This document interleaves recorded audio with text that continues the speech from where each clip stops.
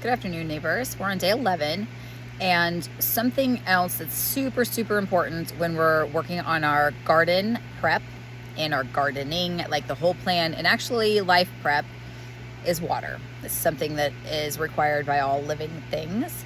And especially when we talked yesterday about the compost, it's really important in composting too.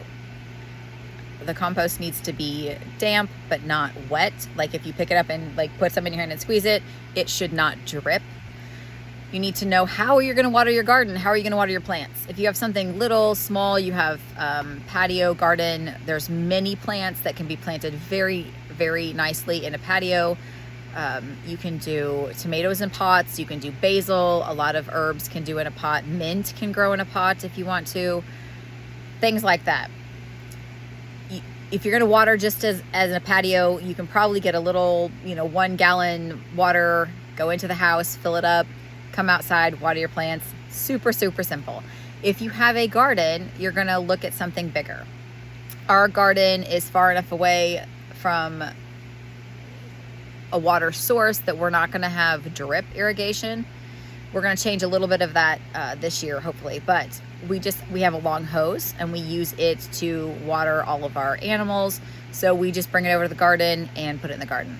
Now, gardens need deep soaking probably at least once a week. If you live in the south or in a hotter climate, you're going to have to deep soak them longer than that. But do not just spray your garden down with water and then be like, oh, look, the dirt's damp, we're fine. That's not how it works. It's going to evaporate before it'll soak in for the plants to use. So they need a deep root soaking. There are certain plants that don't like as much water, certain plants that like more water. In general, it's not that big of a deal. There are some things that you have to worry about that don't just sit in water, so you need to make sure that your soil is well draining. And you can look, if you soak this for, say, an hour solid, water sprinkling, and then you come back in another 2 hours and you still have puddles, then you have a water drainage problem. If you can collect off your roof, if you can figure out how to somehow store water in like an IBC tote, you can run drip line and have it drip very slowly. You can bury clay pots and put water in them.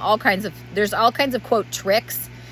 I don't have time for most of them. So we get out the hose and we hook up the water and we just water it for a while. And we water probably about twice a week. Right now it's going to rain tonight, so the rain is watering the garden. My peas are already sprouting from last week when we planted them. They're up about an inch and a half. They look great. So figure out your water source. Where's it coming from?